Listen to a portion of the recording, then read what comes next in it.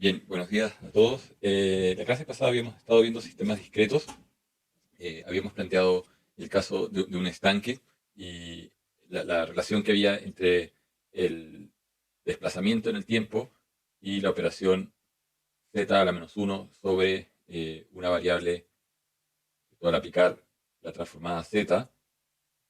El z a la menos uno corresponde al desplazamiento eh, de un periodo hacia atrás. Entonces, aplicando esta definición sobre la ecuación de diferencias del modelo discretizado del estanque, en el cual decíamos que la altura del líquido en un instante K era 90% de lo que había antes, más un 20% de lo que entre por una válvula.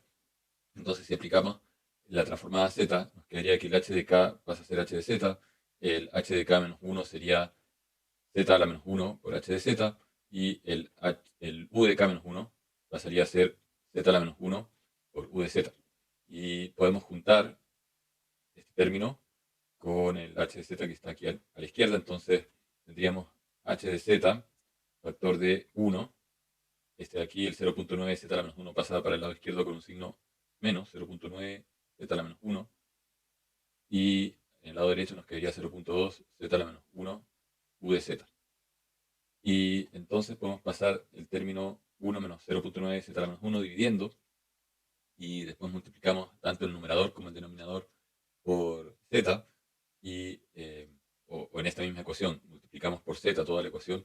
Entonces este z a la menos 1 desaparece, nos quedaría z a la 0, aquí aparecería z, y aquí este también desaparece, z a la menos 1 por z a la 1 nos daría z a la 0, y entonces finalmente llegamos a que esta sería la relación que tiene la salida con respecto a la entrada, y esta sería la función de transferencia discreta de este sistema. Entonces, así como en el caso de las ecuaciones diferenciales podíamos aplicar transformada de Laplace y llegar a una función de transferencia, aquí tendría que pasar el u dividiendo para el lado derecho para decir la razón h sobre u es la función de transferencia del sistema discretizado, y en vez de escribir f de s escribimos f de z. Entonces, si tuviésemos una ecuación de diferencias más larga, el procedimiento es exactamente el mismo. Y también hay un teorema del valor final para el caso de los sistemas discretos. En el caso, si comparamos cómo era el caso continuo, era S por I de S cuando S tiende a cero, y esto nos daba el valor, perdón, el valor aquí de la señal Y. Lo usábamos principalmente para calcular el error en régimen permanente, pero aquí está planteado como el valor en t igual a infinito de la señal Y. Entonces, si tuviésemos una señal discreta, el I de k, para un k que tiende a infinito, se va a calcular como el límite de z a la menos, z menos 1, no a la menos 1, z menos 1, por I de z, cuando z tiende a 1. En este caso, uno puede ver cierta analogía. Aquí estamos, ¿qué hace el S? El S es la derivada y estamos viendo si la señal Y cambia o no. Al aplicar la derivada sobre Y, estamos viendo cuál es la velocidad de cambio de la señal Y. Si algo llega a un valor en régimen permanente, es que la señal dejó de cambiar, por lo tanto, ese límite existe, ¿no? Entonces, cuando hablamos de cambio en el caso discreto, es la diferencia entre, es como la derivada aproximada, diríamos, I de k más 1 menos I de k. Y entonces este z por i corresponde al I de k más 1 y menos i, menos I de z. Este I de z, al pasar con transformada z inversa al dominio del tiempo discreto, nos queda, estamos haciendo el límite de esta diferencia, eh, pero en este caso con la variable z tendiendo a 1. Entonces la fórmula se aplica igual. Podemos aplicarla al caso del estanque. Lo habíamos hecho de una manera en la cual decíamos, bueno, si esto está en régimen permanente, entonces quiere decir que el h de k converge a un valor, llamamos h estrella, y eso significa que también h de k más 1 converge a h estrella. O sea, todos los valores que vienen después de cierto punto en adelante son el mismo, porque si esto está convergiendo a un valor, tiene que quedarse ese valor fijo, quieto. Y lo mismo con el u. Para un k muy grande, el u tiene que quedarse fijo en algún valor que lo vamos a llamar U estrella. Entonces, eh, sin aplicar el teorema del valor final, sino que simplemente bajo esta lógica de decir algo es estable y si es estable no cambia, uno planteaba entonces que h asterisco es igual a 0.9 h asterisco más 0.2 u asterisco. Y de esa manera se encontraba una relación en la cual decíamos el h asterisco va a ser igual a 0.2 dividido por 0.1, porque este punto 9 lo paso para la izquierda restando, me queda 1 menos 0.9, que sería 0.1, u asterisco, ¿no? O lo mismo que si simplifico aquí queda 2 u asterisco. Entonces, en régimen permanente, si yo abro la válvula un 50% a la mitad, por 2, me va a quedar 1 y llego a cuál es el valor del líquido eh, en el cual va a permanecer este estanque. O también lo podría ver desde la otra perspectiva, que dado un cierto valor h asterisco, supongamos que quiero tener el nivel del estanque en 0,8 metros, entonces, ¿qué u tengo que poner? Voy a tener que decir, bueno, 0.8 dividido en 2, 0.4, o sea, la apertura de la válvula va a tener que ser de 40%.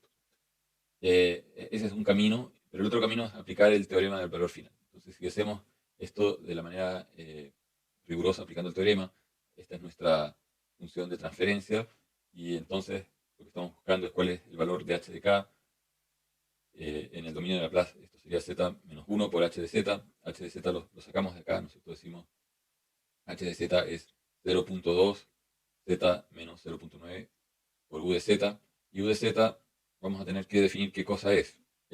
Aquí cuando decimos que u asterisco convergió a un valor y se queda fijo, es como decir u valía algo en cierto instante.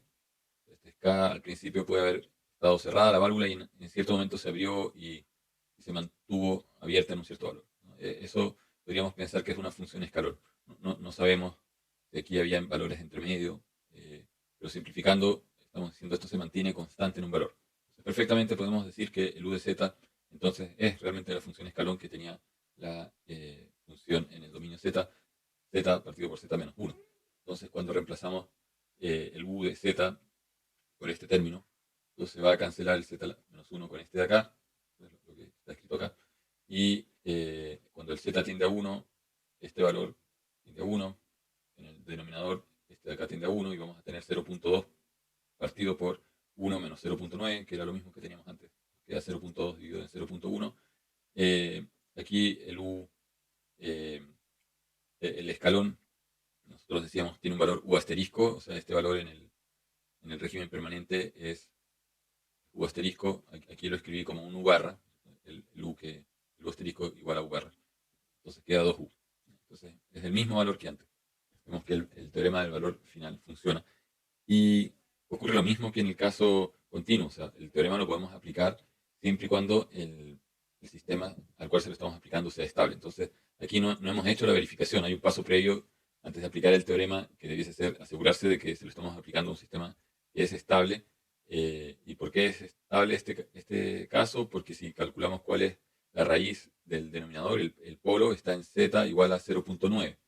Este número es menor que 1, o el valor de z en estricto rigor tiene que estar de los polos. Entonces, el z de un polo tiene que estar dentro del círculo unitario, o sea, se tiene que cumplir esta condición. No necesariamente es un número real, puede ser un número que está en el plano complejo y que tiene una cierta parte imaginaria.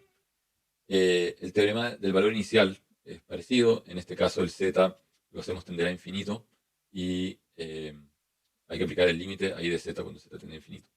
En este caso no importa si el sistema es estable o no, porque todo sistema tiene que partir de algún valor inicial, independiente de si el sistema en el tiempo discreto fue evolucionando hasta diverger con valores cada vez más grandes. Este sistema tiene que haber partido de algún valor concreto, o si el sistema era estable y convergía a algún valor distinto y se queda estabilizado en k igual a infinito, aquí está el k igual a infinito. Igual, si retrocedemos el tiempo, todo tiene que haber partido desde algún valor. Por lo tanto, para aplicar el teorema del valor inicial, no existe este requisito de que el sistema sea estable o no. Pero para aplicar el teorema del valor final, sí. Esa es la diferencia. Y ahora entramos a un punto importante que tiene que ver con la discretización de sistemas que son continuos. Decíamos, el controlador realmente va a estar, en la mayoría de los casos, implementado en un computador. Y eso significa que hay un clock y que las cosas no ocurren de manera analógica en forma continua, sino en forma discreta. Y por lo tanto, para poder entender cómo se comporta la planta cuando es muestreada cada cierto tiempo, es necesario discretizarla. O sea, llevarla a una planta que sea equivalente a la planta, a una planta que si hubiese sido construida de manera original en forma discreta se portaría igual en los instantes de muestreo que la continua. Entonces, existen varias maneras de hacer la discretización. Por un lado, la manera más fácil de calcular la integral de una cierta señal. Aquí estamos usando la señal error como lo que uno típicamente quisiera integrar en la parte del controlador integral proporcional derivativo, pero puede ser cualquier otra señal, no necesariamente el error.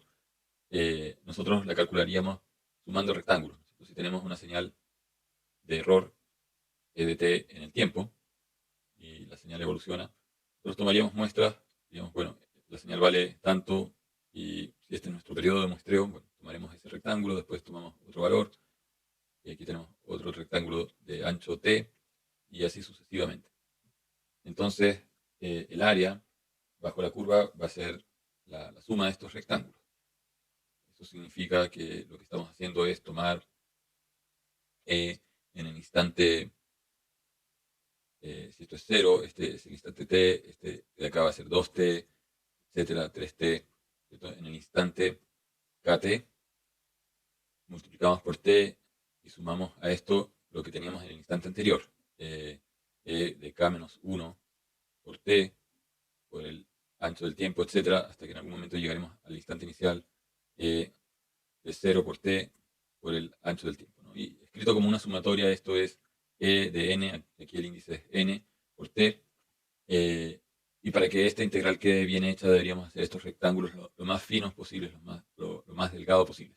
Eso significa que la integral en realidad es el límite de esta sumatoria cuando el ancho del rectangulito tiende a 0. Entonces,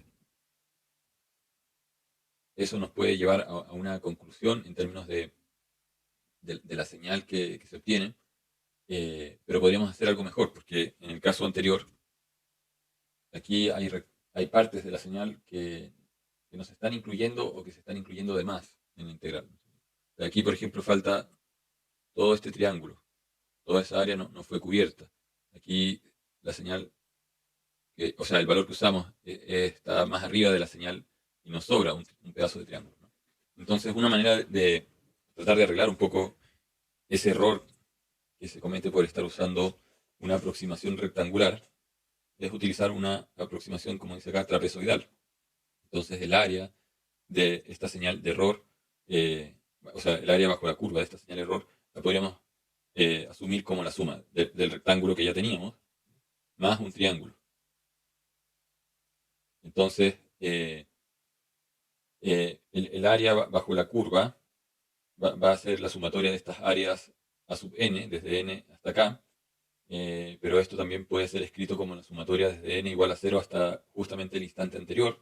O sea, todo lo que llevábamos integrado en los instantes anteriores y añadir el último segmento, ¿no? El ADK. Entonces, si esta es nuestra fórmula para decir que hemos integrado la señal error sumando estas áreas hasta el instante k, entonces esta sumatoria que va desde 0 hasta k-1 de las áreas corresponde al resultado de haber integrado hasta k-1. Por lo tanto, puedo decir que la integral hasta k es lo mismo que la integral que tenía hasta el instante anterior, más el área nueva, el área del último tramo que vamos a incluir. Entonces, ¿cuánto vale el área de este último tramo? El área de este último tramo es, como les mencionaba, la suma de un rectángulo. Voy a borrar acá. La suma de un rectángulo.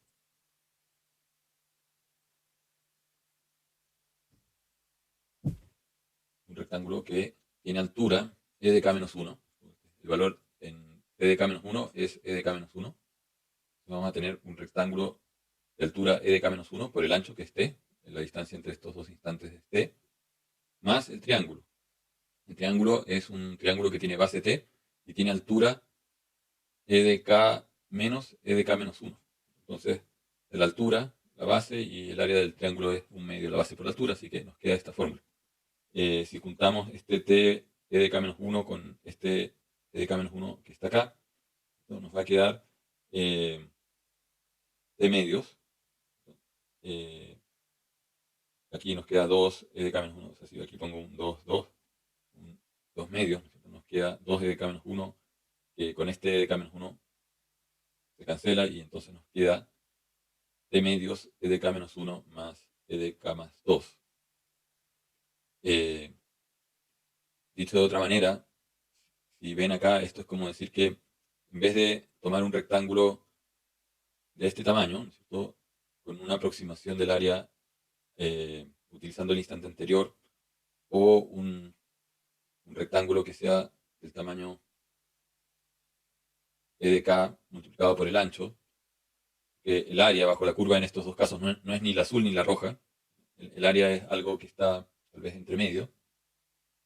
Voy a cambiar acá de color. Eh, Como si hubiésemos tomado el punto medio, ¿no es cierto?, el promedio, y haber dicho, bueno, aquí tenemos en realidad un rectángulo que es el verde. O sea, la aproximación mejora un poco, tampoco es exacta, porque igual hay un error acá de una parte que no se incluyó. O sea, una parte que se incluyó de más, y aquí hay una parte que no se incluyó, ¿no? Uno podría decir, bueno, lo que no se incluyó se contrarresta o se cancela con lo que se incluyó de más, y que definitivamente es mejor que haber usado el rectángulo rojo o el rectángulo azul. Entonces, por eso aquí vemos que está la suma de e de k menos 1 más e de k medios. Entonces, sería como tomar el valor promedio de la señal y multiplicarla por el ancho. Entonces, esa es como una interpretación que puede tener también esta integración trapezoidal. Entonces, si nosotros eh, decimos que la integral hasta el instante k es lo que llevábamos hasta el instante k menos 1 más la nueva área a sub k, y aplicamos transformada de Laplace, o sea, perdón, transformada z a esto, nos quedaría u de z igual a z a la menos 1 por u de z más t medios z a la menos 1 por e de z más t medios e de z. Y podemos encontrar cuál es la función de transferencia del integrador, porque lo que hemos estado haciendo es integrar la curva, y por lo tanto la salida en este caso, que se llama u, es el resultado de integrar, va a ser igual a u de z, factor de 1 menos z a la menos 1, pasando este término aquí al lado izquierdo, igual a t medios z menos 1 más 1 por e de z. Entonces, si nosotros vemos esto como un proceso al cual entró la señal E y salió la señal U, que corresponde a una versión de la integral de E. La integral continua sería 1 partido por S, E. Entonces, por eso lo pongo entre comillas. Aquí estamos diciendo que el U, entonces esto implica que el U de Z es igual a T medios Z menos 1 más 1 dividido por 1 menos Z a la menos 1 por la señal de entrada E de Z. Si multiplico tanto el numerador como el denominador por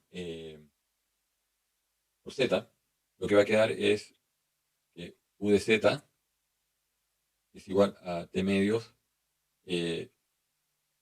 Z más 1 dividido por Z menos 1 por E de Z.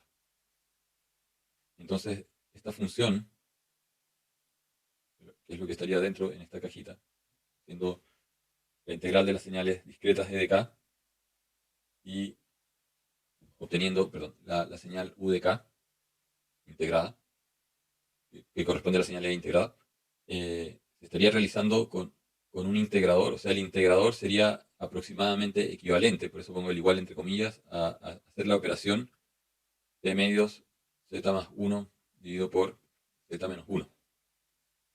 Entonces, pues dicho de otra manera, el S es equivalente a haber tomado 2 medios, o sea, 2 partido por t, perdón, z menos 1 dividido por z más 1. Entonces, una manera de aproximar una función f de s y encontrar una versión f de z con aproximación, aquí voy a poner tasting o trapezoidal, es tomar la función f de s original y todos los s, que uno los interpreta como derivadores, reemplazarlos por un derivador discreto. Entonces, fíjense que aquí el z-1 es el instante en el periodo siguiente, ¿no es cierto? El z adelanta, entonces la señal a la cual le aplicamos este derivador discreto, lo que está haciendo es calcular el valor siguiente de la señal menos el actual. Entonces esto es como tomar la pendiente. Entonces, el valor siguiente menos el actual. Y si no estuviese el más 1 aquí, este z que está en el denominador está retrocediendo todo un periodo, porque es un z a la menos 1. Entonces estaríamos calculando la pendiente del periodo anterior. El más 1 aquí es difícil de darle una interpretación, porque la interpretación que tiene este z más 1 se entiende bien cuando uno lo ve como integrador. Como integrador uno dice este z más 1 con el 2 de aquí, lo que hacían era promediar el valor siguiente con el valor anterior y obtener como el valor medio de la función. Pero al pasarlo a derivador, este z más 1 es difícil de darle una interpretación. El punto es que reemplazando el s por t por 2 partido por t, z menos 1 dividido por z más 1, se obtiene una nueva función de transferencia, ¿no? Entonces, si esto nosotros lo hacemos para el caso del estanque, en el caso del estanque, nosotros, voy a abrir una página nueva, en el caso del estanque,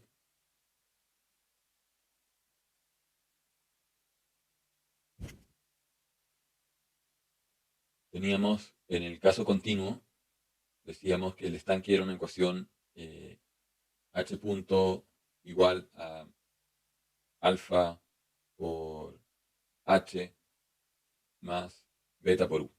Aplicábamos transformada de Laplace y esto quedaba s de h de s igual a alfa h de s más beta u de s. Y como función de transferencia, si paso este término para la izquierda, nos queda s menos alfa h de s igual a beta u de s, y la función de transferencia sería h de s y u de s igual a beta s menos alfa. Entonces, una posibilidad para encontrar una planta, aquí tenemos la planta o la función f de s, esto es f de s, que si la simulamos, ponemos aquí en la señal u de s, un escalón, y la señal h de s, que es lo que sale de acá, que corresponde al nivel de líquido, empieza a llenarse y responde de acuerdo a una exponencial. Entonces, ahora lo que queremos es encontrar una función f de z, cuando le pongamos un escalón discreto, o sea, aquí venimos con puntos que de pronto cambian y tienen un nuevo valor, ese sería nuestro escalón discreto, hacen que la respuesta, en este caso sería el h de z, sería el u de z, corresponda también a una exponencial. Aquí voy a poner esto de otro color. Corresponda a una exponencial que, si la superpongo a la azul, sería equivalente a haber muestreado, a haber tomado muestras de la línea azul. Entonces quiero tener un sistema que está en el dominio discreto, en el dominio z, que responda o haga exactamente lo mismo que el continuo en términos de la velocidad con que va creciendo y al valor que va convergiendo. Entonces, para eso, lo que dice uno de los métodos de aproximación es decir, bueno, tomemos f de s y evaluémoslo en s igual al llamado s de Tasting. Aquí lo voy a poner s de Tasting. O sea, s en realidad lo debería ser s de Tasting, que es haber reemplazado eso por el derivador trapezoidal z-1 dividido por z más 1. Entonces, al evaluar esta función f de s, tengo que reemplazar este s por este número de acá. O sea, vamos a tener que el f de z, el f de Tasting, es f de s evaluado en s de Tasting, y el s de Tasting es esto de acá, y esto va a quedar entonces beta dividido en 2 partido por t, z menos 1 dividido por z más 1 menos alfa. Aquí podemos tratar de simplificar esto multiplicando, por ejemplo, el numerador y el denominador. Entonces, este es nuestro f de Tasting. podemos multiplicar el numerador y el denominador por tz más 1. Nos queda t beta z más 1. Y abajo nos va a quedar 2 factor de z menos 1 menos alfa z más 1. Y podemos juntar esto en t beta z más 1. Y abajo nos va a quedar 2 menos alfa, factor de z. Y después vamos a tener menos 2. Vamos a tener menos 2 más alfa. Y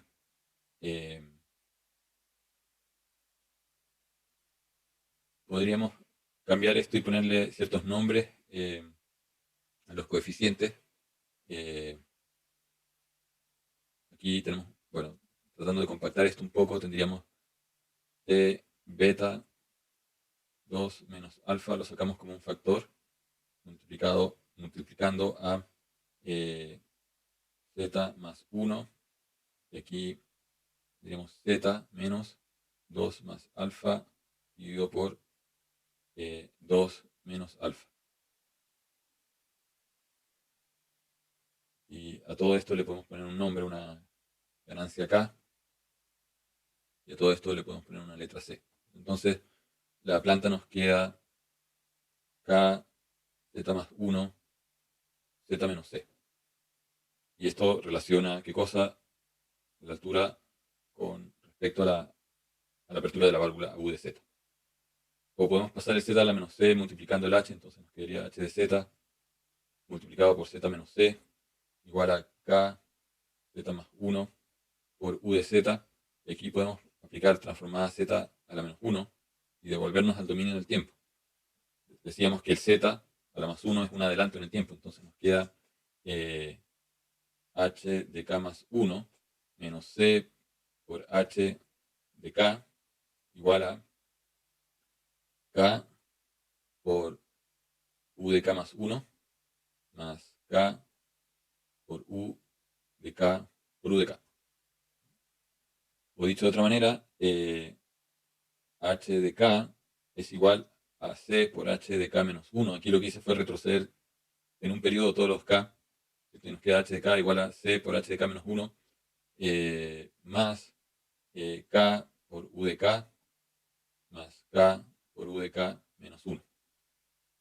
Si comparamos esto con el otro modelo, vemos que se parecen, ¿no? Porque habíamos dicho en el caso del ejemplo que estábamos poniendo, H de K igual a 0.9, la altura del líquido que teníamos en el instante anterior, K-1 más 0.2, la apertura de la válvula en el instante anterior.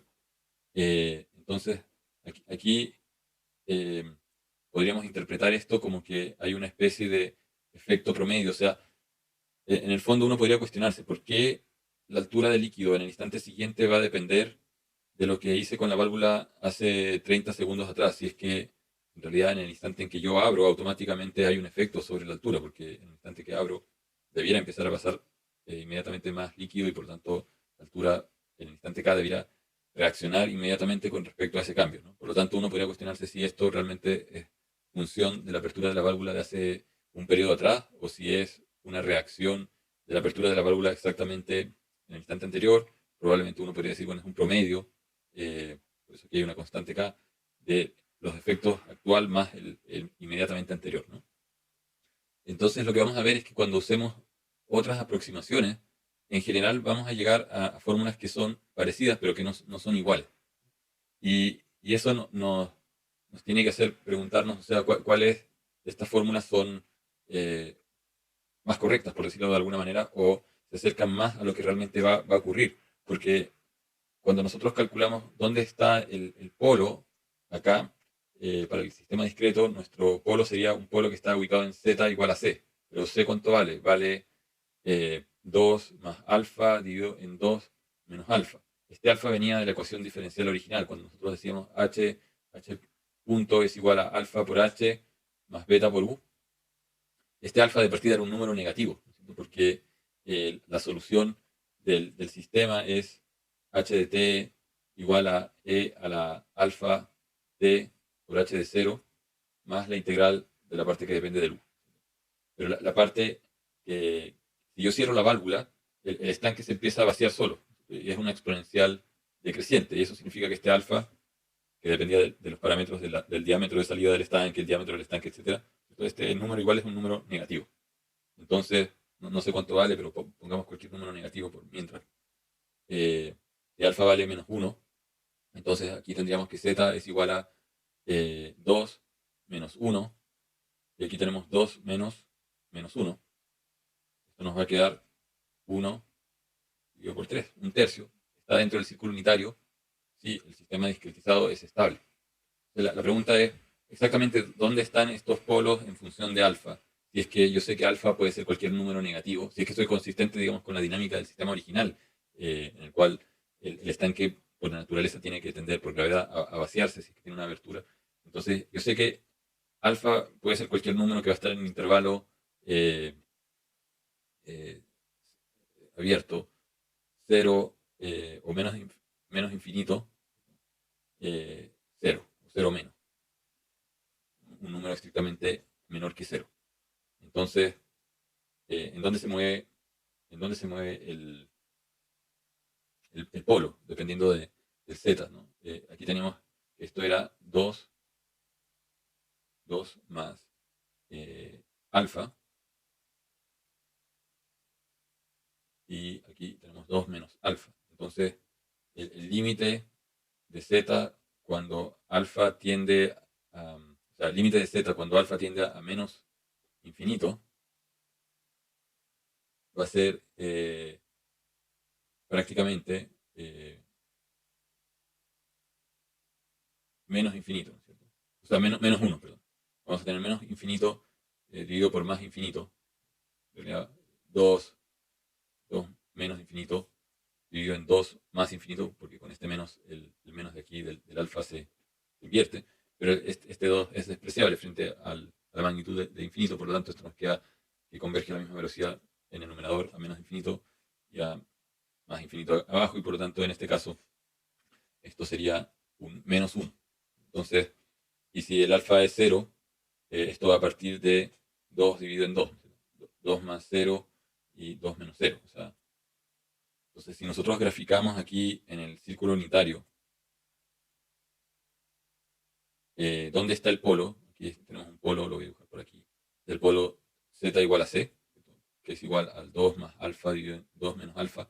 Lo que nosotros vemos es que con esta aproximación, dependiendo de cuánto vale alfa, esto se va a mover. En el peor de los casos, en el caso más extremo, que alfa sea un número gigantesco negativo, ¿no? Que igual es difícil que ocurra eso, este polo se movería hasta este borde, el menos 1. ¿No?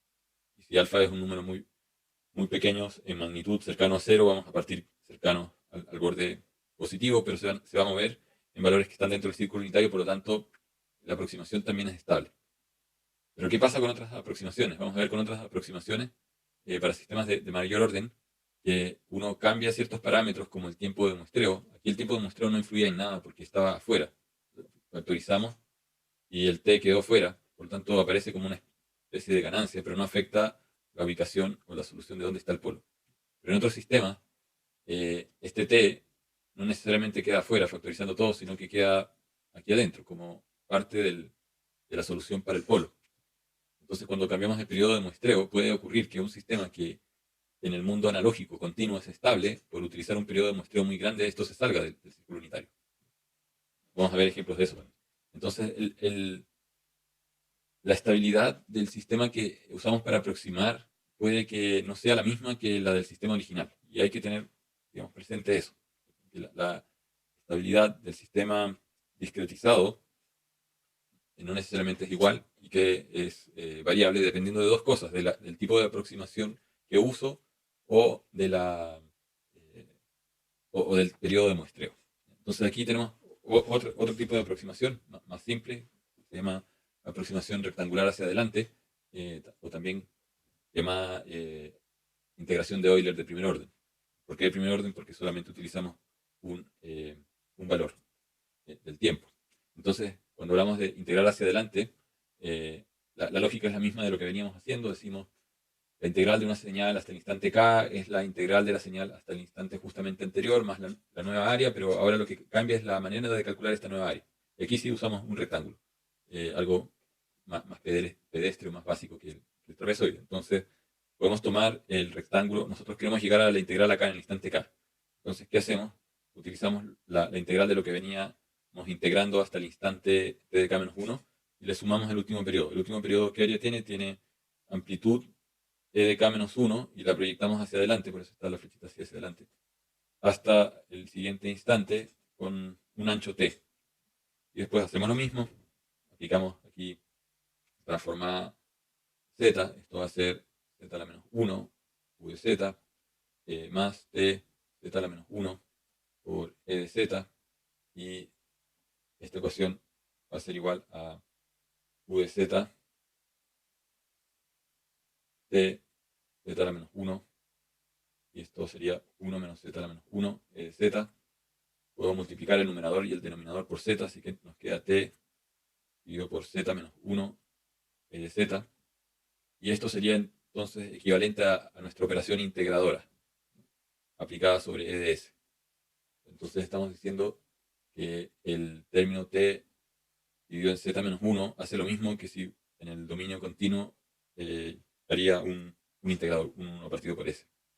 O dicho de otra manera, el s en la aproximación rectangular adelante es aproximadamente z menos 1 dividido en t. Entonces, el s, recuerden, era un derivador. Aquí, como estamos calculando, si nosotros aplicamos s a la señal y de s, es lo mismo que, entre comillas, es lo mismo que aplicar z menos 1 dividido en t a la señal i de k, ¿cierto? Y esto está haciendo i de k más 1 menos i de k dividido en t. Es la manera en que habríamos calculado en un computador, si nos piden calcular la derivada de una señal, habríamos tomado la muestra que viene después, la muestra actual, el cambio de altura, nos define aquí, dividido por el ancho del periodo, nos define la pendiente, dividido por este ancho. Entonces, ese es el derivador rectangular hacia adelante. Y también podemos hacer lo mismo, pero mirando hacia atrás. Entonces, también está la integración de Euler de primer orden hacia atrás, o aproximación rectangular hacia atrás, que es decir que lo que tenemos integrado hasta el instante k es lo mismo que lo que llevábamos integrado hasta el instante previo, la t de k-1, y falta sumar el área del último pedazo, de la de k, pero en este caso, en vez de usar el valor de la señal en e de k-1, usamos el valor de la señal en e de k y miramos hacia atrás. Decimos, esto es lo que deberíamos haber sumado. Y aparece otro rectángulo, ¿no? En ambos casos se cometen errores. Aquí sobra bastante área y en el otro faltaba área. Y lo mismo, aquí aplicamos transformada z, tendríamos u de z igual a z a la menos 1 u de z más t por e de z. Y estamos mirando e de k, no e de k menos 1, así que nos queda e de z. Nuevamente podemos pasar este término a la izquierda y despejar el u de z en función del e de z. Nos va a quedar t 1 partido por z a la menos 1 e de z. Y entonces significa que esto es equivalente, entre comillas, al integrador aplicado sobre e de s. O dicho de otra manera, que el s en la aproximación rectangular hacia atrás es igual o equivalente a z menos 1 dividido en z, porque aquí yo puedo multiplicar esto por z arriba y abajo, z, y me quedaría z a la 0, pero eso es 1. Me queda z menos 1 dividido en z, y aquí 1 partido por t. Entonces, aquí, ¿cuál es la diferencia con el anterior? ¿No? En el anterior teníamos, entonces, en el anterior teníamos S rectangular hacia adelante, que era 1 partido por t, z menos 1. Y podemos poner también el que hicimos recién para comparar los tres, S de Tasting o trapezoidal, que es z menos 1.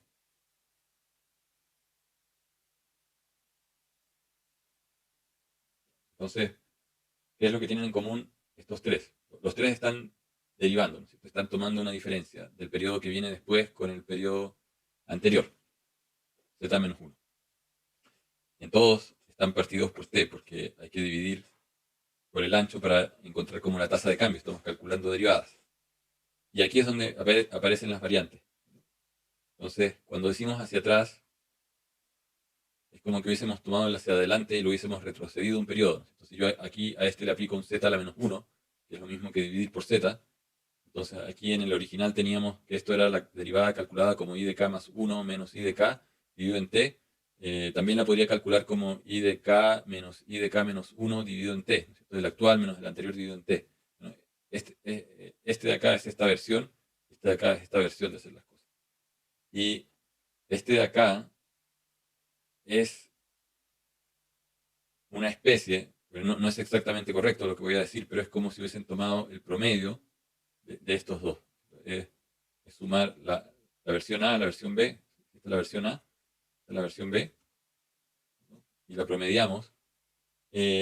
No es exactamente el promedio, pero sí lo que queda es que uno puede ver que este Z que retrocede está apareciendo y aquí aparece un 2. Entonces, como regla mnemotécnica es pensar que el tasting tiene z en la menos 1, tiene el z que tiene el otro el rectangular hacia atrás. Además hay que poner un más 1 porque hay una cierta simetría y aparece ese 2. Que de hecho el 2 viene del promedio de altura. Cuando uno lo ve como integrador, ahí queda claro, el promedio está en el promedio de las integrales, no en el promedio de las derivadas. Esa es la justificación real. Entonces, eh, bueno, aquí hay ejemplos que son los mismos que hemos hecho en las láminas anteriores, así que esto lo voy a saltar, lo pueden leer. Eh, Aquí hay un ejemplo de aproximación trapezoidal, cómo se derivaba y cómo es que uno llega exactamente a decir que ese es equivalente, por eso aquí aparece con esta flecha. No es correcto decir que ese es igual a eso, sino que a grandes rasgos se porta de manera equivalente.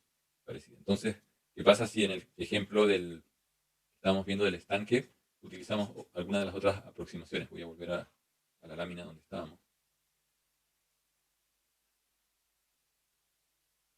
Entonces voy a hacer una hoja nueva. Vamos a...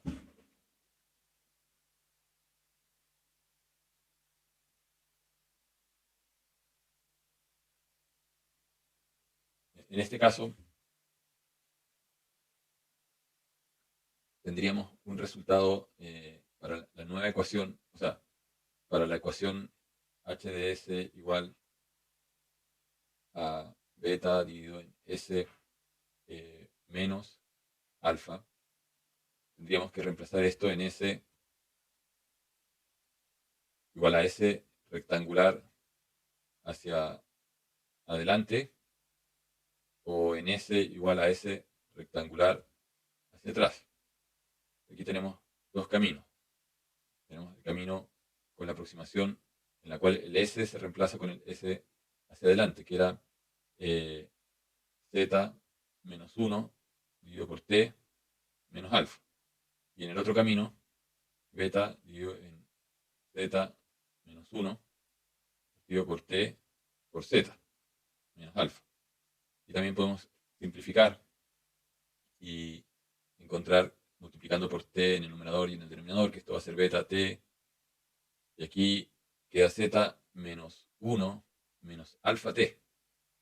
Fíjense que ahora el polo aquí es z igual a 1 más alfa t. Y aquí tenemos beta t z, multiplico por tz el numerador y el denominador, y aquí abajo me va a quedar z menos 1 menos alfa t z. O dicho de otra manera, esto sería btz, y tendríamos aquí un factor 1 menos alfa t por z menos 1. Bien, aquí el polo que obtengo es otro totalmente distinto. Este va a ser 1 partido por 1 menos alfa t. Entonces aquí también puedo hacer el análisis. ¿Qué pasa si el alfa fuese 0? Me va a quedar z igual a 1, ¿cierto? Entonces, este es el círculo unitario y voy a tener el polo aquí en z igual a 1 para este caso, cuando alfa vale 0. Cuando alfa vale infinito, vamos a tener 1 dividido en menos 1 menos infinito. Multiplicado por t sigue siendo menos infinito. Por lo tanto, el polo converge aquí a esta posición, porque vamos a tener 1 partido por menos infinito, que va a ser 0, o 0 menos. Entonces va a converger aquí a z igual 0 menos.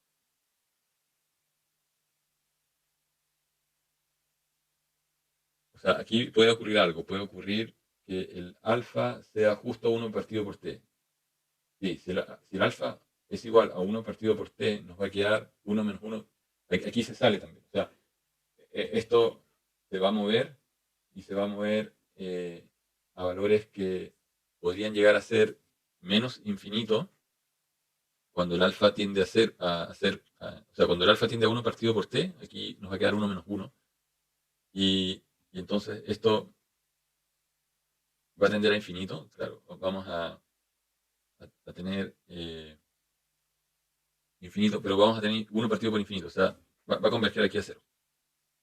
Y después, si el alfa fuese mayor que 1 partido por t, vamos a tener menos infinito. O sea, en ambos casos convergemos aquí a 0. Entonces, nos vamos a mover siempre dentro del círculo unitario, pero en este tramo, dependiendo del valor que tenga alfa. También podríamos jugar con el valor de t y decir el periodo de muestreo t tiene que ser mayor que 0. Muestreamos cada 0.1 milisegundos, cada 0.10 milisegundos, 20 milisegundos, 100 milisegundos, pero es un número positivo, no hay un t negativo. Y también, si el t es gigante, aquí tendríamos 1 partido por un menos número gigante, converge a 0.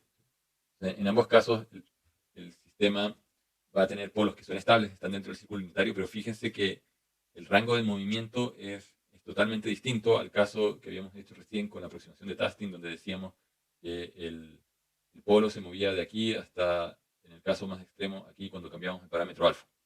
Entonces, la posición del polo define con qué rapidez va respondiendo la curva, porque el polo, en el caso continuo, aquí es S igual a alfa, está determinando este alfa. Entonces, el cambiar el periodo de muestreo está cambiando la posición del polo, o cambiar el alfa cambia la posición del polo y hace que en la versión discreta la velocidad con que esto responde, obviamente es función del valor de alfa. Y eso se ve reflejado. Pero aquí hay algo extraño, ¿no es cierto? Que uno dice, bueno, ¿cuál de los dos sistemas tiene la razón? Porque no puede ser que uno diga que para distintos valores de alfa esto se mueve en todo un tramo y en el otro solamente se mueve en un rango más acotado. Se mueve en un rango más acotado quiere decir que no estoy cubriendo todos los posibles valores de velocidad de movimiento. ¿Qué pasa con el otro caso? Cambiar de color. Entonces, el caso de la aproximación rectangular hacia adelante. Tenemos que el polo está en z igual a 1 más alfa t. Y alfa, en este caso, puede ser un número extremadamente grande, negativo, y esto se va a salir. O sea, vamos a tener z igual a menos infinito. O sea, en este caso, si alfa es igual a 0, el polo va a estar acá. Sería z igual a 1 cuando alfa es igual a 0, usando S rectangular hacia adelante. Entonces, cuando aumentamos el alfa, recuerden, el alfa tenía valores negativos en el sistema analógico, esto se va a salir del círculo unitario. O si aumentamos el t, puede que el alfa sea pequeño, si aumentamos el t también se va a salir del círculo unitario. O sea, quiere decir que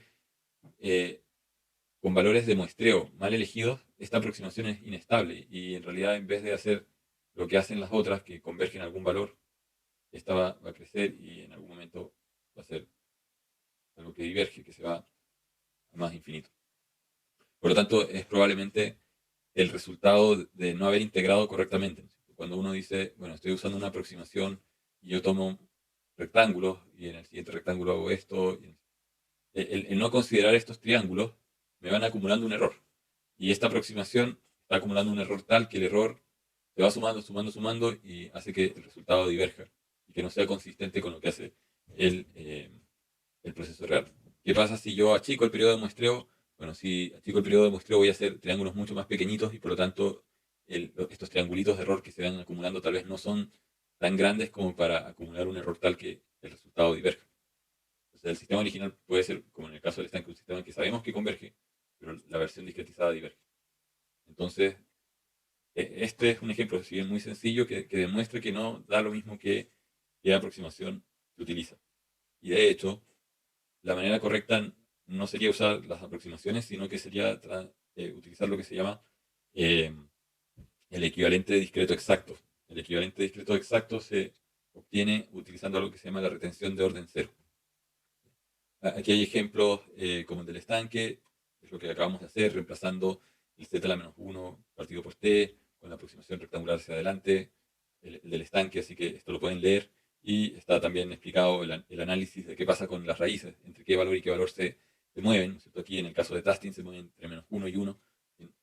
Entonces, ¿cómo hacemos el equivalente discreto exacto? Esa es la cuestión de fondo. Hay una razón de por qué mostrar las aproximaciones, porque el equivalente exacto a veces es más difícil de calcular y para algunas cosas rápidas las aproximaciones igual sirven. Entonces es importante conocerlas. Pero lo ideal es si uno puede encontrar el equivalente exacto, siempre hay que usar el equivalente exacto.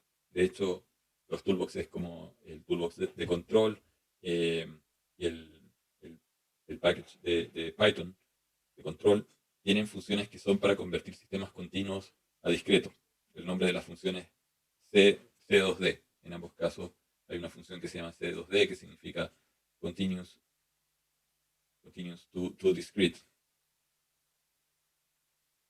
Entonces uno dice C2D, la función de transferencia, o sea, si en alguna parte uno creó en el código f una función de transferencia del numerador, donde están los coeficientes, coma el denominador, esto está en los ejemplos, con la función C2D de f, lo que se obtiene es f de z, una función de transferencia discreta. Y también está discrete to continuous, que es como devolverse al dominio del tiempo continuo. Pero la más utilizada es continuous to discrete, y aquí uno le puede dar un parámetro auxiliar, poner coma, y si es que uno no usa la manera de conversión por defecto, que debiese ser la retención de orden 0, uno le puede decir que use tasting o rectangular hacia adelante o rectangular hacia atrás. Entonces, lo que el software está haciendo en el fondo es lo que acabo de mostrar, tomar todos los lugares donde aparece S, cuando uno usa las aproximaciones, y reemplazarlos por alguna de las formas, ¿no? Y después reordenar los términos y sale una expresión en Z. Y si uno le pide que haga el equivalente exacto viene de la siguiente lógica. En el sistema real lo que habría es un conversor análogo digital que toma la señal del sensor, la digitaliza cada cierto tiempo, hay un clock que está marcando esa operación, y lo mismo, el controlador hace su cálculo y después hay un proceso de conversión de digital a analógico de vuelta, y eso también ocurre en teoría con el mismo clock. Entonces, estas señales se muestrean y se mantienen durante un periodo. O sea, la señal que sale del conversor digital análogo se transforma en un valor de voltaje, y ese valor de voltaje se queda fijo aquí a la salida, puesto por una cantidad de segundos, hasta que el clock del computador o del proceso de cómputo haga un tick, un cierto avance, un tic-tac, y se calcula un nuevo valor y se actualice lo que está a la salida del conversor digital análogo. Lo mismo en el conversor análogo digital. Yo tomo una muestra del valor analógico y la paso a un número digital, y ese número digital se queda puesto hasta que llegue una nueva orden del clock de volver a digitalizar. De ahí viene el nombre de muestrear y retener, sample and hold. No es que uno muestre y el valor desaparezca. Ya lo muestré, vale tanto, y después lo hago desaparecer y lo pongo en cero, ¿no? Eso sería un sample, pero sin hold. Aquí lo que nosotros usamos son circuitos que tienen sample y hold. Y es un hold del instante actual, por lo tanto es de orden cero, ¿no? No es un hold del dato que había un clock anterior o 3 clocks hacia atrás, ¿no es cierto? Por eso es un zero order hold. También existen one order o first order holds, second order holds, que son retenciones de datos que son de 2 periodos atrás, 3 periodos atrás, pero en general el análisis más matemático de eso se complica y en realidad no se usa normalmente en la práctica. Por lo tanto, normalmente si ustedes ven zero order hold, es lo mismo que decir un sample and hold, tomo una muestra y la guardo. Matemáticamente, ¿qué significa eso? Significa que llega el dato, hay un clock, que aquí lo representamos como un switch que se cierra cada cierto tiempo, y aquí hay una memoria que guarda ese dato, y lo deja fijo. Entonces, ¿cómo podemos reconstruir una onda utilizando esta técnica? Diríamos, bueno, tomamos un dato de la onda y hacemos un escalón. Y después llega otro valor de la onda, hacemos otro escalón y lo dejamos fijo. Hasta que nos llegue otra instrucción del clock que nos diga tienen que tomar otro valor. Y bueno, hacemos otro escalón y lo dejamos fijo. Entonces, esta señal U, en el fondo la podemos descomponer, y esto yo lo mencionaba en la clase pasada, aunque no tenía el gráfico, no les mostré este gráfico, lo hice muy rápido a mano, que no es otra cosa que la superposición de escalones. Porque yo aquí tengo un escalón en el U1, tiene amplitud U1, y si no ocurriese ningún cambio en la señal roja, yo debería dejar ese valor puesto para siempre. Pero después la señal roja creció un poco, subió, por lo tanto tengo que poner un nuevo escalón, que es este en el U2, un escalón un poco más alto, que parte en el instante T2, o sea, está desfasado en el tiempo un periodo. Fue lo mismo con el instante 3, U3, la señal siguió creciendo, por lo tanto tengo que poner un escalón un poco más grande y están superpuestos los dos escalones anteriores. Y después tengo que poner el U4 y así sucesivamente, y puede que en algún caso o en algún momento la señal empiece a decrecer, por lo tanto voy a tener que poner escalones negativos o de menor tamaño, ¿no?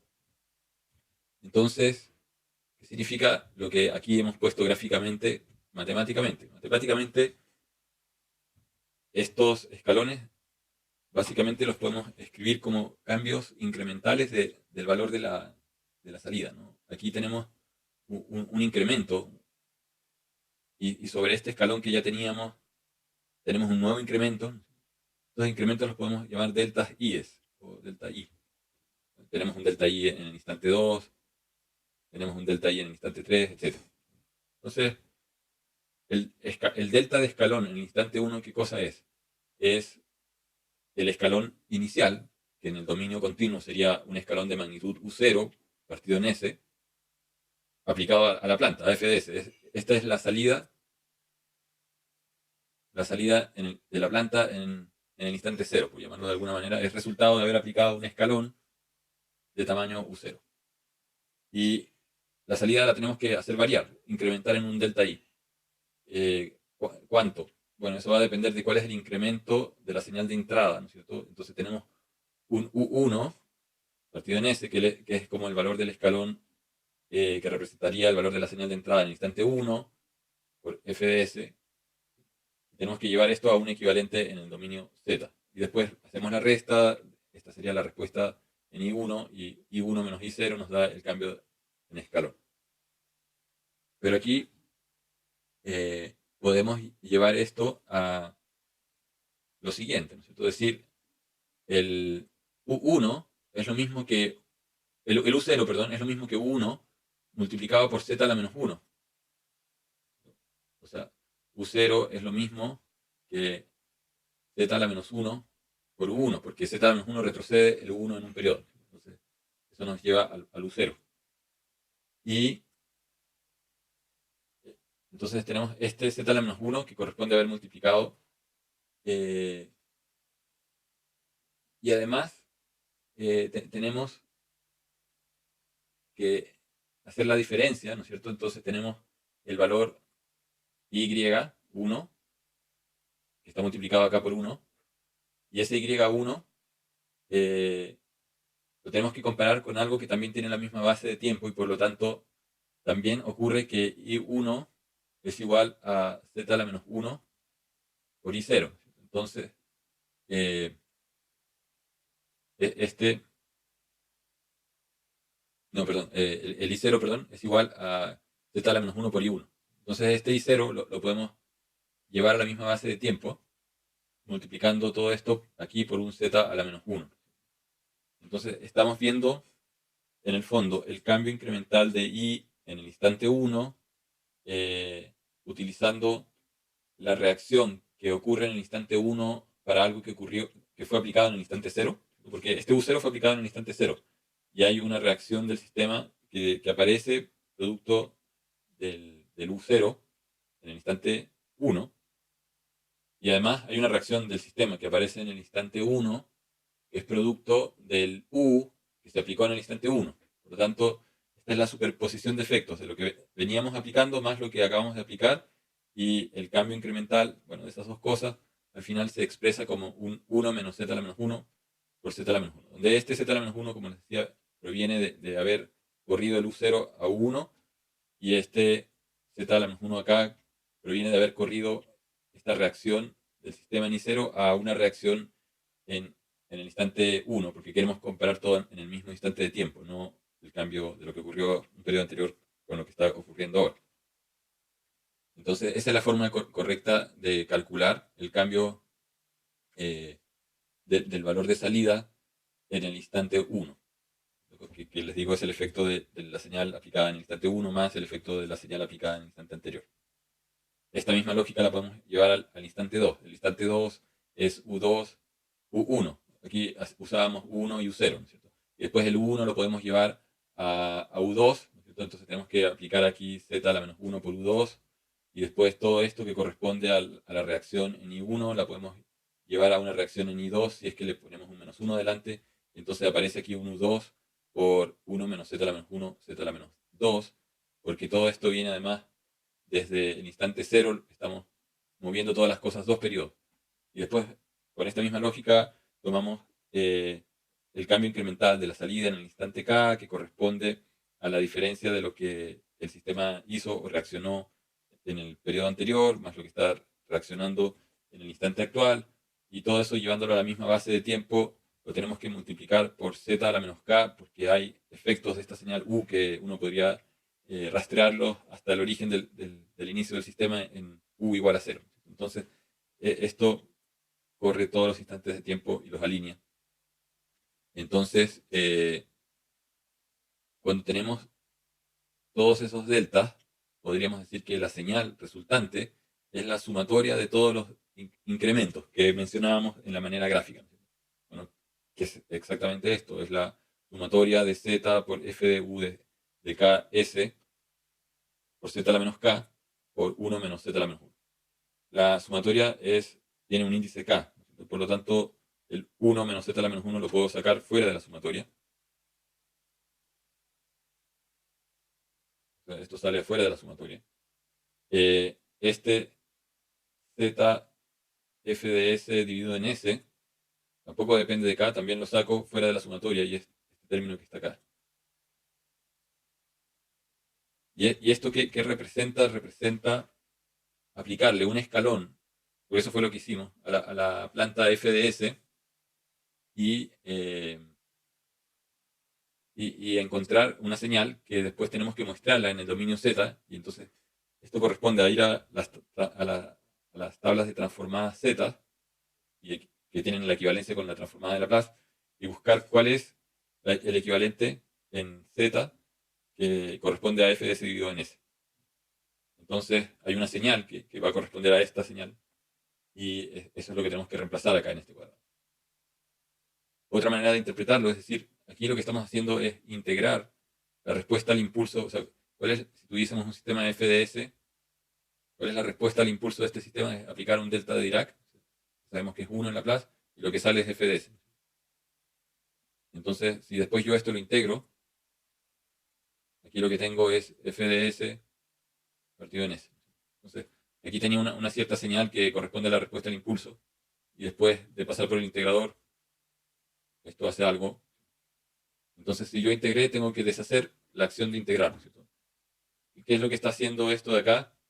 Está deshaciendo la acción de integrar, porque esto es, si yo multiplico por z dividido por z, esto es lo mismo que z menos 1 dividido en z. Esto es el derivador, ¿no es cierto?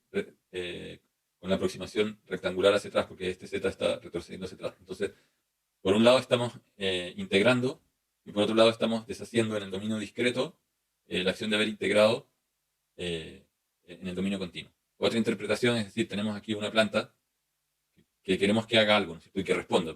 Si le ponemos un 0, aquí sale 0. Entonces no podemos encontrar información para esta planta si es que la estimulamos con un 0, no hace nada. Entonces, tenemos que poner aquí una señal, ponemos un 1 partido por S, el escalón. ¿Ya? ¿Y qué sale de acá? Sale f de s partido por S. Pero al poner un escalón, nosotros tomamos una decisión, que fue la de excitar esta planta con un escalón, y alguien podría decir, ¿y por qué no usaron una sinusoide? ¿O por qué no usaron una rampa o otra función? Existen infinitas funciones. Entonces, bueno, tenemos que deshacernos del escalón que que acabamos de poner, porque lo que queremos hacer es caracterizar cómo se comportaría esto en el dominio Z, en el discreto, independientemente de qué señal o qué estímulo le coloco, si es un impulso o un escalón. Entonces, son distintas maneras de interpretar lo que está haciendo esta operación, pero es básicamente una manera de verlo. Aplicamos un escalón y sale f de s partido en s y después tenemos que deshacer el escalón. O sea, si el escalón también es equivalente a integrar, entonces tenemos que derivar. O si estamos poniendo un impulso y después integrando, tenemos que deshacer el integrado. Lo que no se puede sacar de la sumatoria es u de k por z a la menos k, pero u de k por z a la menos k es la función u de z que nosotros aplicamos como estímulo a la planta. Entonces, si yo paso el u de z dividiendo, en realidad lo que acabamos de encontrar es la función de transferencia del sistema que se refiere a este sistema. O sea, estamos encontrando la función de transferencia de este sistema, que es el sistema muestreador, por llamarlo de alguna manera. En este sistema muestreador entra una señal que es u de z. Lo que pasa es que u a veces se confunde con la señal del controlador, porque aquí dijimos que el controlador sale u. El sistema muestreador toma una señal u y nos entrega una señal i de z. Entonces, este sistema muestrador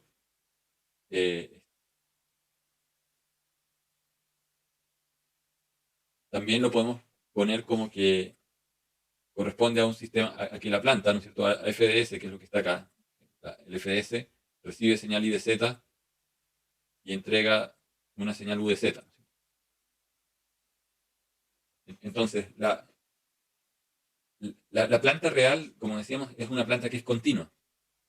Que al muestrearla, porque hemos puesto este dispositivo digital, equivaldría a arrancar la planta continua y poner una planta que se porta con una entrada que es discreta I de Z y con una salida U de Z. No sé si esto se entiende, pero o sea, es como dar vuelta la relación. O sea, ¿qué es lo que estoy mirando? El comportamiento del controlador. Sí, el U en este caso, que es la salida del sensor, es la entrada del controlador. Y lo que es la salida del controlador es la entrada de la planta. Pero la entrada de la planta puedo interpretarla como la salida del controlador. Por lo tanto, si invierto aquí el orden, es como invertir, decir que la función de transferencia de uno es uno partido por la función de transferencia del otro. El proceso al revés, inverso.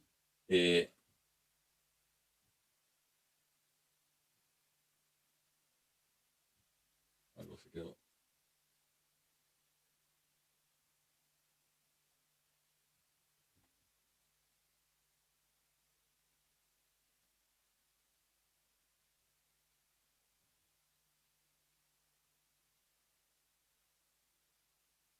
Entonces,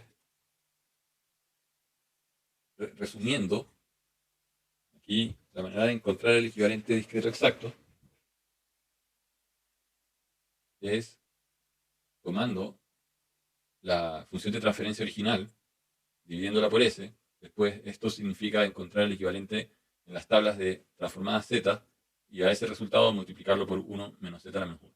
Y vamos a encontrar entonces una función f, Z o h, que es retención de orden 0, zero order hold, en Z, que debiese comportarse no de manera aproximada, sino de manera exacta, como si hubiésemos muestreado la señal analógica original. Entonces podemos ver la aplicación de la retención de orden 0 al caso del estanque. Nuevamente, tenemos nuestra función de transferencia, que en las láminas anteriores yo la llamaba beta dividido aquí en S menos alfa, pero es exactamente lo mismo. Entonces, ¿qué es lo que tenemos que hacer? Tomar nuestra función de transferencia, dividirla por S, entonces nos va a quedar B, S más A, o esto dividido por S, va a hacer que aparezca aquí un S. Y podemos ir a las tablas, o podemos hacer fracciones parciales y separar esto en 1 partido en S menos 1 dividido en S más A. Y esta debieran saberla de memoria porque es el escalón, es Z partido por Z menos 1. Y esta también la vimos en la clase pasada. Es la exponencial que tiene este equivalente, Z dividido en Z menos E a la AT. Y entonces, pues tenemos que multiplicar por afuera por 1 menos Z a la menos 1, que es lo mismo que Z a la menos 1 dividido en Z. Entonces, este término de acá se cancela con este se cancela con estos dos, y haciendo la suma, finalmente nos queda que esta sería la función de transferencia discreta exacta para el caso del estanque, no las otras que habíamos visto. Entonces, aquí podemos ver que el Z es igual a E a la AT. sabemos que A es menor que cero, ¿no es cierto? Porque en el caso continuo, esto responde, como decíamos, de acuerdo a una exponencial decreciente, el estanque se va vaciando en el tiempo, la altura del estanque. Y por lo tanto, en el caso, digamos, en el cual A es cero, vamos a tener E a la cero, dependiente de cuánto vale el tiempo de muestreo, o sea que nos va a quedar Z igual a 1. O sea, si graficamos esto en el dominio complejo, la parte real de Z, parte imaginaria de Z, el polo va a estar aquí. Entonces Z igual a 1, Z igual a 1 si A vale cero.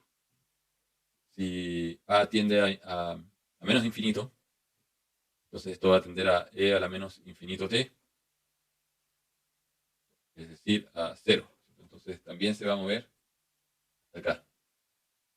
Fíjense que una de las aproximaciones, la aproximación rectangular hacia atrás que habíamos calculado hace un momento, era justo la que tenía polos que se movían en este tramo. Entonces, de todas las que vimos, la correcta o la mejor aproximación era esa, en este caso, que la aproximación de Tasting, que hacía que el polo se moviera en todo el tramo hasta el menos uno, o la aproximación rectangular hacia adelante. Y bueno, aquí qué pasa con el t, en este caso, si el t es muy grande, también va a ocurrir que esto va a tender a z igual a cero, pero en ningún caso se inestabiliza. Por lo tanto, en este caso, en el caso del estanque, lo que esto nos está diciendo es que podríamos muestrear el sistema todo lo lento que queramos. Igual lo vamos a poder controlar porque va a ser estable. Y ese controlador, claro, tendrá otra ganancia debido a que estamos muestreando, en el fondo estamos transformando esta planta en una planta distinta. Entonces, el A viene de las características del estanque, diámetro de salida de la tubería, diámetro del estanque. Una vez que se construye ese estanque o recipiente en un proceso industrial, este parámetro A ya no cambia. Pero lo que sí puede cambiar es el T, porque el T lo define el programador del sistema de control. Entonces yo puedo decir que quiero muestrear lo que hay dentro del estanque cada 30 segundos, cada 1 minuto, cada 5 minutos. Entonces, si yo cambio el T, obviamente voy a cambiar este número. Y esto significa que voy a tener Z igual a algo que tiene un polo distinto. Y entonces mi controlador, cuando yo tenga que diseñar el controlador para esta planta, voy a tener mi planta discretizada de f de z y voy a tener que usar aquí un controlador K sub p, ¿no? Y puede ser proporcional, derivativo, solamente proporcional. Pero para hacer el punto aquí tenemos la referencia. Y aquí no lo he dibujado, pero aquí en el fondo lo que falta es poner un conversor digital análogo. Estamos mandando a una válvula cierta señal y estamos recibiendo desde los sensores que están en terreno la conversión analógica a digital. Todo esto está dentro de un computador y aquí hay un clock interno que dice cada cuánto tengo que tomar estas acciones de muestrear. Y entonces, en este caso, en el caso de control digital o discreto, la ecuación característica del lazo cerrado sigue calculándose de la misma manera como veníamos haciéndolo. Vamos a decir, aquí tenemos, esto va a ser K, pero en vez de poner f de s, vamos a poner f de z, dividido por 1 más K por f de z.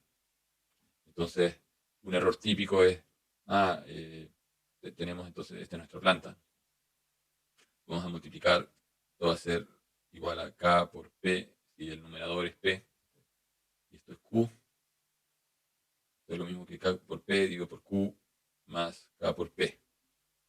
Y entonces nuestra planta va a quedar en lazo cerrado como K por B por 1 menos E a la AT. Y abajo nos va a quedar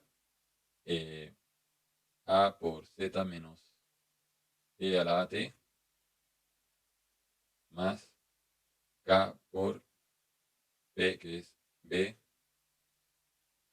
Z menos E a la AT.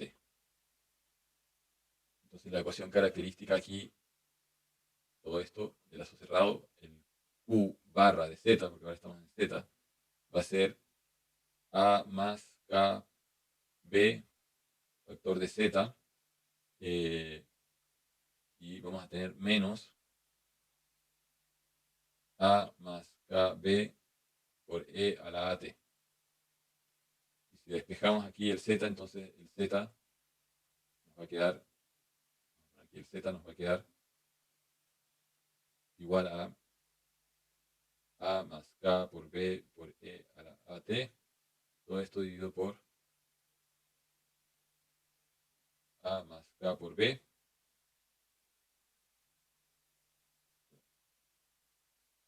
A ver si no me equivocaba en nada. Z menos. Ah, no. Hay un error aquí, era un 1. Entonces, esto no tenía esta parte de acá. Es KB menos era T. Esta parte está bien. Y aquí tendría que sumar más KB. Entonces, esto va a ser menos KB. Y todo esto dividido por A. Pasando esto.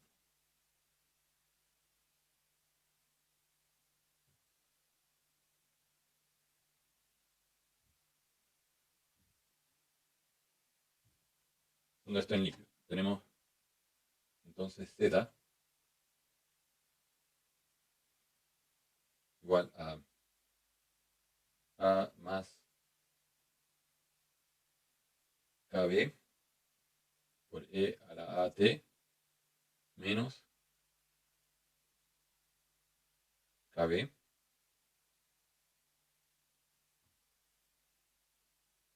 Todo esto dividido por A. Entonces, dentro del círculo unitario,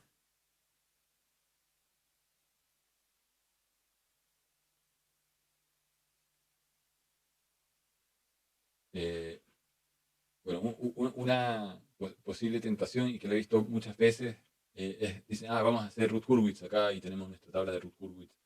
Toda esta constante grande lo voy a llamar C y tenemos entonces A por Z más C. Entonces y hacen la tabla Z a la 1, Z a la 0 y dicen, bueno, A, C, C, y necesito que A sea mayor que 0 y que C sea mayor que 0 y de ahí sacan una supuesta condición de estabilidad. Y eso está totalmente mal porque Ruth-Hurwitz, lo he dicho varias veces, no es para sistemas discretos. Así que no traten de hacer eso, está totalmente mal.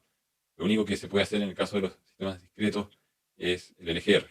Y eso significa entonces que hay que ubicar los polos y los ceros. En este caso, la planta en lazo cerrado no tiene ceros, solamente hay un polo y este polo está en Z, en este lugar. Y sin poner valores específicos, lo que uno puede ver es que a medida que aumenta el K, esto potencialmente podría tener valores muy negativos si es que el K es muy grande. O sea, aquí vamos a tener una parte que va a ser A. Bueno, este A con este A se cancelan y nos va a quedar simplemente E a la AT más eh, la otra parte que está de acá, que depende de K y depende de B. Entonces vamos a tener K por B factor de E a la AT menos 1 dividido por A. Y entonces aquí nosotros no sabemos cuánto vale B y cuánto vale A y cuánto vale E a la T menos 1. Pero aquí lo que puede ocurrir es que todo esto sea mayor que 0 o que sea menor que 0. No sabemos. O sea, si E a la T es mayor que 1, el B es mayor que 1 y el A es mayor que 1, entonces todo esto va a ser mayor que 1. Si el E a la T es menor que 1, entonces a pesar de que B y A sean positivos, ahora A ya habíamos dicho que era negativo. El punto es que independiente, da lo mismo aquí si el signo es positivo de todo esto o es negativo. Cuando aumentemos la ganancia acá, en algún momento esto se va a salir del círculo unitario. O sea, puede que al principio el polo esté por acá. La raíz claramente es una raíz real, porque aquí tenemos e a la t, un número real. A es un número real, t es un número real. Este es un número real al cual le estamos sumando algo que crece o decrece, ¿no? Dependiendo del signo que tenga todo esto. Entonces, esto puede hacer que la raíz se salga del círculo unitario por aquí o se salga por aquí. Entonces, lo que se necesita es que esa raíz sea en magnitud sea menor que 1. O sea, aquí va a haber que encontrar una ecuación, lo voy a poner aquí abajo, en la cual E a la t más K por toda esta cosa, la voy a llamar gamma, tiene que ser menor que 1 o e a la at más k gamma tiene que ser mayor que menos 1. Y aquí voy a tener dos restricciones en las cuales voy a encontrar que por un lado k tiene que ser menor que eh, menos e a la at dividido en gamma, y por aquí voy a encontrar que k tiene que ser mayor que 1 menos eso, y por aquí voy a tener que tiene que ser mayor que menos 1 menos a la at todo esto dividido en gamma. Entonces, de ahí se obtienen condiciones para acá, y decir, el controlador va a asegurar que esto sea estable, que el estanque discretizado se mantenga controlado de manera estable, siempre y cuando las ganancias que pongan de K no sean mayores que algo o menores que algo. Esa es la manera de proceder. Si uno tiene una función de transferencia más complicada, de mayor orden, claramente va a haber que eh, eh, hacer la transformación, que va a ser un poco más larga, cuando ya la función original, la función en el dominio de la plaza es de orden 3 para arriba, lo que queda al hacer la aproximación, ya sea por uno de los métodos rectangulares hacia adelante, hacia atrás, o testing, o la transformación exacta, va a resultar en algo que también va a tener orden 3 en el dominio Z, y va a ser difícil encontrar esos polos, a menos de que uno use alguna herramienta de cómputo numérico. Entonces, a mano no se pueden preguntar ejercicios muy, muy complicados. Desde el punto de vista del grado de la función de transferencia original. Pero el método en sí de discretización, ya sea por retención de orden cero o las aproximaciones, es relativamente, pienso yo, algo fácil, es bastante mecánico. Eso, no sé si tienen alguna pregunta hasta acá, si no, dejamos la clase hasta acá y nos vemos el próximo lunes.